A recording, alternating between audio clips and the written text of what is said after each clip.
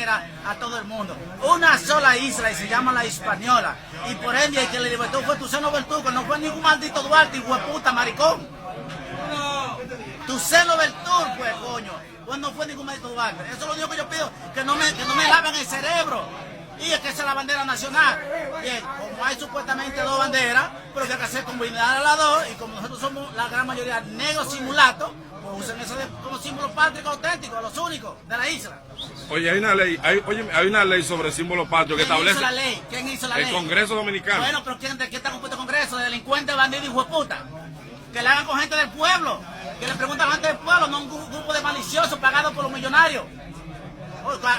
Cualquiera hace ley así a su manera, que le hagan una ley racional, equitativa, solamente para los lados. Pero qué bien, excelente. Si yo paso una ley. Entonces tú confirmas que existe una sola isla para ti. Claro que sí, no para mí, no para mí, no. Para toda la iglesia normal, es una sola isla y un solo país, la Hispaniola, y un solo pueblo, porque somos la gran mayoría, negros y mulatos. ¿Cómo puede ser posible, coño, que un grupo de malditos hueputas blancos nos dirija, coño? Y que sea manipulado por la élite, coño, por el poder económico, coño. Y que nadie puede decir nada. Entonces, ¿de qué está el uso de mis facultades mentales? Yo no puedo hacer uso de mis facultades mentales. No, yo tengo que aceptar lo que el otro me diga. Coño, pero venga acá. Entonces, que hablen con Dios y que me quiten mi derecho al uso de facultades mentales. A mis facultades mentales. Porque yo creo que el único que puede quitarme el uso, el derecho al uso de mis facultades mentales es el Creador, Dios.